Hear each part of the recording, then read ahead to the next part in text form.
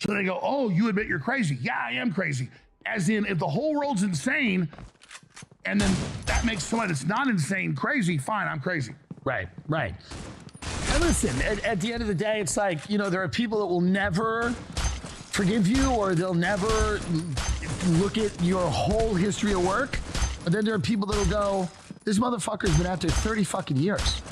He's been talking about real shit for a very long time. And there's so much of it that he's been right about. You should get, the benefit of the doubt. Well, that's what they do, is they cherry pick. Yeah. And they take things out of context, but that's fine. I'm trying to stop World War III. Yeah. I'm trying to stop a Which race. they want now with the Ukraine. They want it with Russia. They want it they seem to be ratcheting up tensions with China. It does seem to be very weird to see. We're basically at war with China. Yeah, the language that's being used. I mean, I remember all these articles in the New York Times coming out like, can we survive a nuclear war?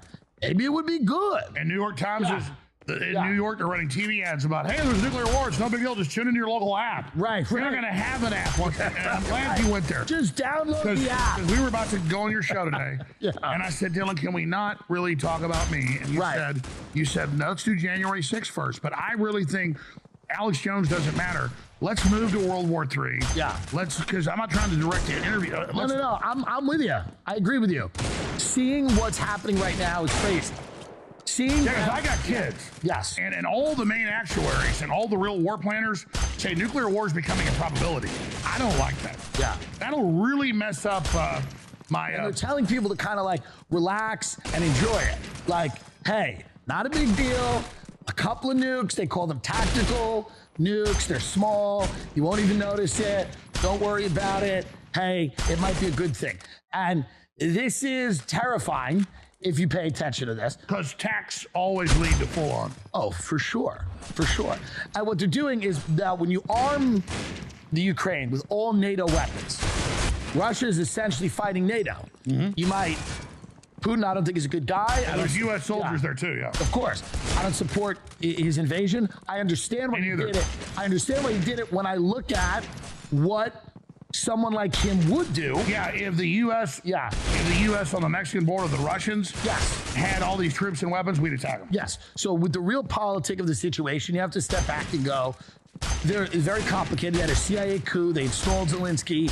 It's very strange. Our president's crackhead son has a sweetheart job with an energy company in the Ukraine. We're now funding the Ukraine. Like, a lot of coincidences. But from the beginning, I was like, we should push for an agreement, and we should push for peace, and we should push for less death.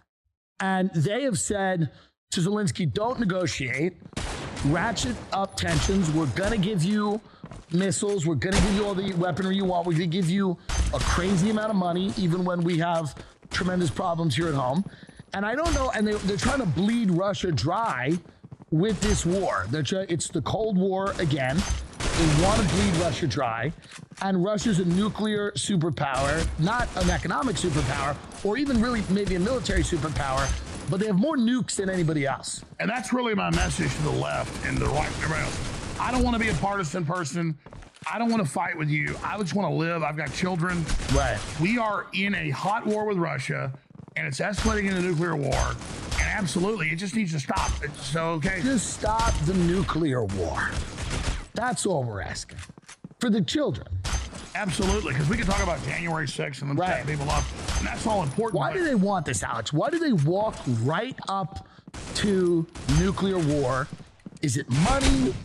Is it the fact that our economy is based on the military-industrial complex just constantly, printing money, paying themselves? Why will they risk what seems to people like such a huge disaster? Well, you just said it.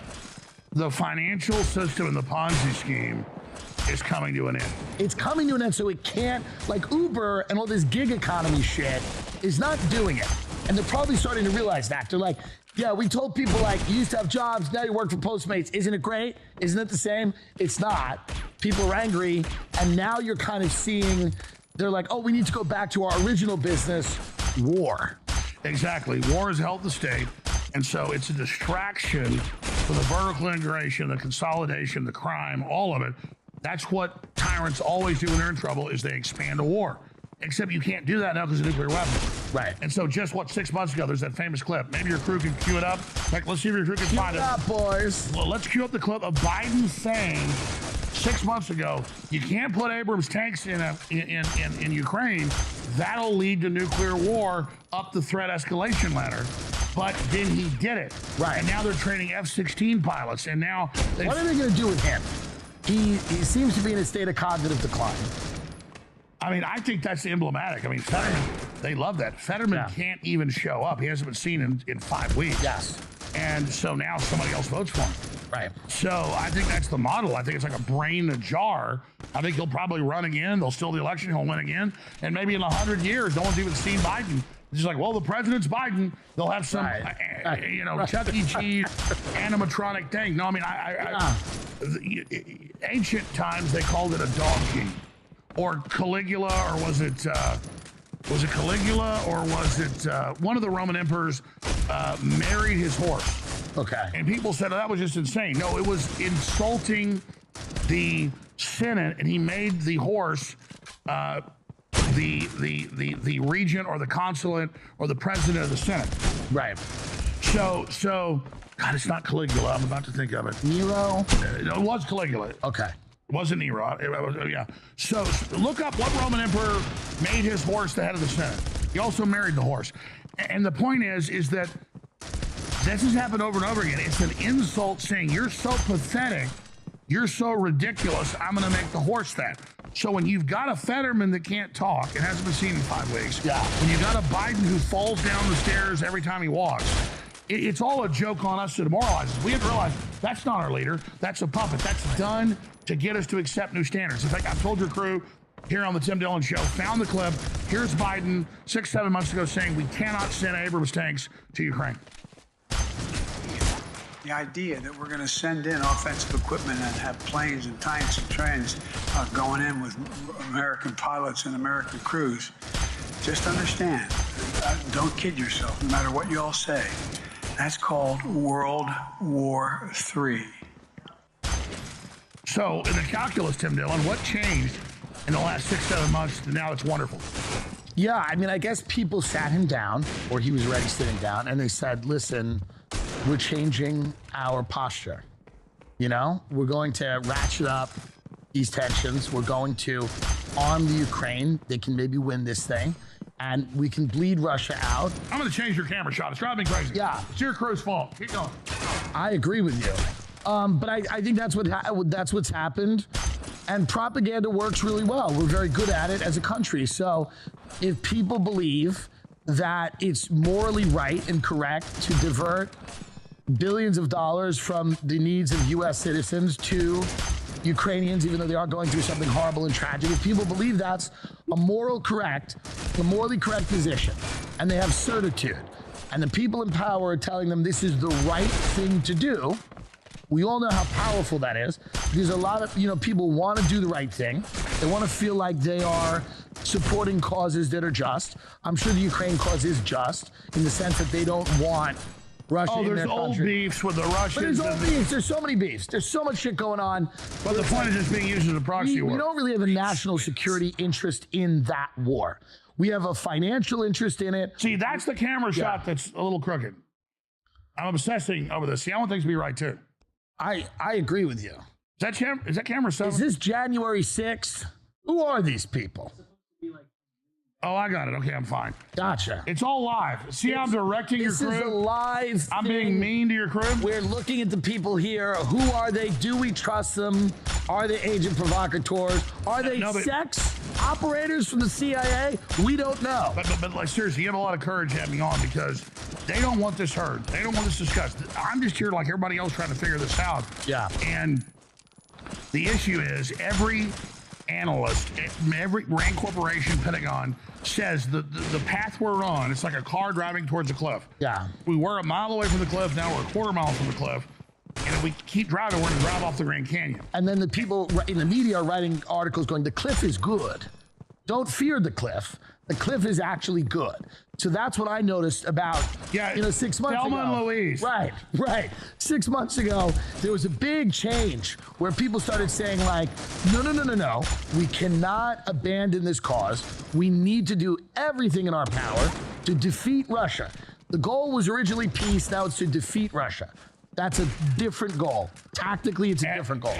Exactly. And the Russians are like, we killed 200,000 Russians. Yeah, they're doubling down. That's what Russians do. Right. So it's on their doorstep. It needs to stop. Even Henry Kissinger 3 months ago was like, this will cause nuclear war. We got to have a peace deal. Now he's like, remove Putin. You have the new Ukrainian defense minister a month ago say we're going to invade Russia and take over and put tanks in Moscow. Right. I mean, so I'm not pro-Russia. I've never been to Russia. It's insane, and I don't even know how to deal with this because you have all these leftists that used to be anti-war, and so was I. Now they love it. They love the prospects. Well, yeah. Ever since the Russiagate thing with Trump, which turned out to be not true, there was this idea that Russia, we needed some type of conflict with Russia, and it was crazy. CDC, head boss, testified at a congressional inquiry. Yes. And they said, this is what we call the Tim Dillon Show final episode on YouTube. So we hope you will enjoy it. This is the final episode here on YouTube before. Because in America, you're not allowed to show a C-SPAN clip. Yeah, it's wild to me. You showed me these clips earlier before we went on air. Yeah. You've got you've got the former head of the CDC, Director Redfield, saying it was gain of function and they were lying and they covered it up and he's not part of it. He's literally turning state's evidence, and I don't think you should show this, Tim. Prowadzę firmę Ornot od 2013 roku. Zajmujemy się produkcją odzieży rowerowej. Największą zaletą Shopify'u jest dla mnie możliwość prowadzenia działalności, pomimo że nie mamy praktycznie żadnej wiedzy informatycznej. Możemy łatwo zarządzać wszystkimi procesami, od backendu po frontend i sprzedawać produkty online. Gdyby Shopify było akcesorium rowerowym, to byłoby całym rowerem. To podstawa, na której działa cała reszta. Prowadzimy działalność na Shopify. Uruchom darmową wersję próbną na shopify.com. No. But what about the people that want to buy Athletic Greens? We need the views. We need the views, motherfucker. Blue Chew, dick pills. We need the views. Hey, I sell dick pills. We're whores for By views. the way, I love the media saying Jones sells fake dick pills. What's the worst? I will assure you our dick pills work. They work. And what's the worst thing that could happen? Michael Hastings or, hey, whatever. You got to do it. We got to do it. There's nothing more 2023 than dying for a view count. So please show this CDC clip. Yeah, okay, we got a couple of these. Which one do you want? We've got the damning one, the one that gets us killed. clip 7. But first I'm told. gets us viewers. This is the head of the CDC. Yes. Testifying, and then we've got Matt Taibbi being attacked for Joe Rogan. Okay. Let's do head of CDC first. Yeah, let's do that. Here's the head of the CDC. One other path of question for you, Dr. Redfield. Proponents of this research claim it may result in vaccines or maybe even stop a pandemic. Dr. Redfield, has gain of function created any life-saving vaccines or therapeutics to your knowledge? Not to my knowledge. Has gain of function stopped a pandemic, in your opinion? No, on the contrary, I think it probably caused the greatest pandemic our world has seen. Do you find any tangible benefits to gain of function research at this time? I personally don't, but I do want to stress, I think the men and women that support it are people of good faith because they truly believe it's going to lead to a potential benefit. I disagree with that assessment. Gain of function research is, let's make scary viruses even scarier. Let's get the government to give us more money and increase the endowments and the budget. And he just said gain of function caused the COVID pandemic. Right. He just said that. And he goes on. And this, by the way, this is not a crank. This is not somebody we found on 6th Street in Austin, which is lovely this time of year. This is the ex-head of the Center for Disease Control. Yeah, but I think fact checkers say we shouldn't air this. Well. And by the way, we got more clips because I know you showed them to me. Yes. We have a bunch of other clips where he went through how out. He knew it was gain of function. He knew it was a weapon, but they wouldn't let him say it and excluded him from the meetings. So let's put those on too, because like if we're gonna go out, let's go out in style. Okay, well, let me look up which clips those were from I your think list. the gain of function stuff is now coming out.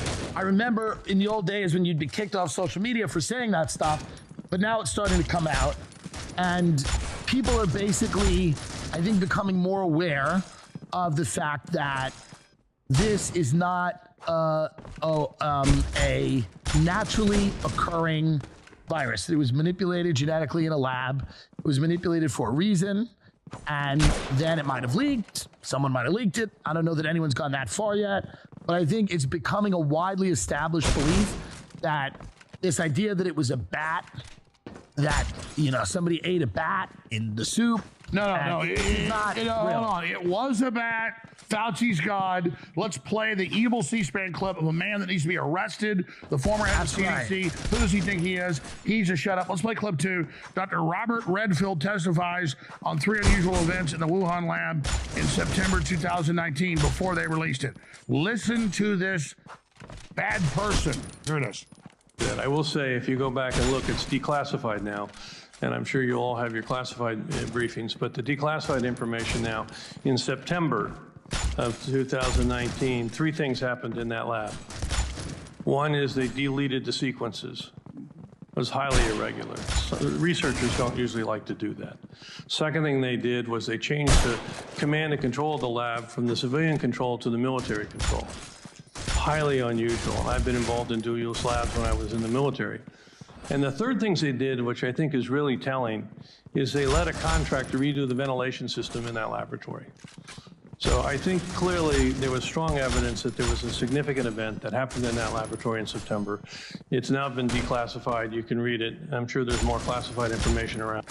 So a significant event. No, this is disinformation. I agree with you, too. Right, yeah. No, seriously. Take it down. Yeah, this is evil. Yeah. Okay, but there's a worse clip. I mean, listen to this horrible person. Here is... He's just doing it for clout. The ex-head of the CDC is just trying. He just wants clout. Yeah, he's not turning against the whole system. I have the quotes here. That's right. Where he says they were... He wants to be a hype ordered to beast. Listen to these quotes. Listen to this horrible person. Redfield explains his rationale, noting that several suspicious events occurred at the Wuhan Institute of Virology in the months preceding. So we just played that clip. But let's play a clip here.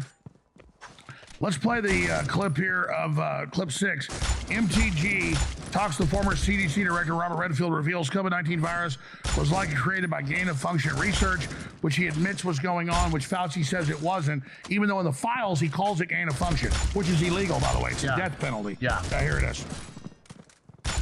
Dr. Redfield, did you agree, in your opinion, with Dr. Anderson's assessment at the time that this virus did look engineered? I was concerned because of the presence of the furin cleavage site that we've talked about. And I think it's important to understand what that cleavage site does. That cleavage site totally changes the orientation of the binding domain of COVID. So it now, which could not see the ACE2 receptor, which is the human receptor, it totally changes the orientation now.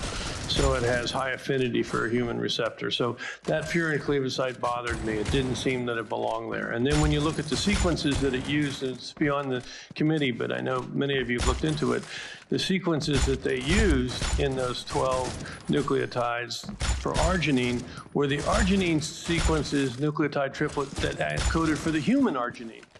So why did this virus have the arginine sequences for human there, not bat? It was very disconcerting to me. It looked like this virus was engineered.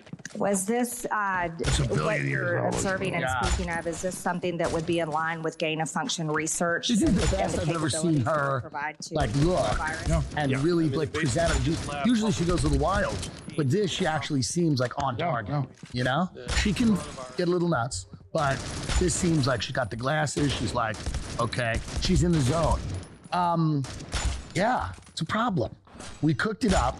Us in China. Was it a joint effort? Was it a? Please let me know. It's a little bit of us. It wasn't just China, right? As much as I hate the communist Chinese, who are the most evil thing on earth, right? It's a total setup. He talks about that in another club. Yeah. There's articles in Nature and Science in 2015 when good scientists went, Why is the federal government weaponizing coronavirus with a gain of function using HIV spike protein? Right. It's the cleavage point. It's like the horn or the rhino horn. It's what plugs into the cells. And so he goes through all of that in the clip, that this obviously had to be done here because it was done here in 2015. It was a huge scandal. So then Western Money, Bill Gates, Peter Daszak, they talk about it in the hearing. This is not my opinion for YouTube. And we can play the clips. They move it to Wuhan so there's plausible deniability. So obviously the Chinese infiltrated our government, they're involved, but they allow it to be taken there to do illegal stuff in a third-party country, just like they're doing in Ukraine and in the UK and other places. Now, all of this may be true, but the vaccine's still good, right? Absolutely. I mean, let's just come out and say at least that's good. It's safe and effective. It is, and you should get as much of it as you can. Well, actually, people should research that. They said it was 99% effective, then 96% effective, 85% effective, then 67% effective, then 45% effective. And now the new studies are that within 6 months, you have lower immunity and a higher rate of infection, sickness, and death. Yeah. But I mean, listen, I still think you should take it. I'm a big Pfizer. It's nice to go and get it. You know what I mean? Well, but Tim, let's be honest. There's too many people. There's a lot of people. I think you should give it to your children. Yeah. Double boost them. Right. And, you know, those little guys, they're eating too much. Yeah. I mean, seriously. Well, who's going to lie? Yeah. We're all sick of these loud-ass kids. Yeah. Look, it's a legal way to get rid of them. Now, you think, because listen, it seems like it's somewhat of an ineffective way. It's a legal way to get rid of their sickness, which is being alive. Right. Right. I feel like it's an ineffective way to depopulate the earth. But what I do think is that this was an opportunity for a company to make $1 trillion, maybe every year ad infinitum. No, but I agree. But then why did they bring something out that was so wonderful? I mean, it did so much good. I mean, the point is, you take this shot, you get 10 years on your life. Right. By the way, that's a joke, folks. The point is, we're still at a point where you're not supposed to talk about this. Remember, we're vindicated that it came out of the lab. We're vindicated that it's not working. We're vindicated, all this stuff. So, you know, imagine the censors watching this, feeling all powerful. You're being attacked by it too, dumbasses. Athletic Greens. No, but I agree. Well, they do say that vitamins are key. It's good. You got to take the shit. I take Athletic Greens. You have a vitamin in your hand right now. You gave me an Athletic Green enema this morning. Yes, we have to. It's more effective. Now, all of this stuff coming out. You put it in a turkey baster. Yes, of course. Well, yeah, you have to. We had to put you in stirrups and treat you like a pregnant woman, which you are, because everyone's everything. Actually, I identify as a woman. Yes. And this. Are you doing anything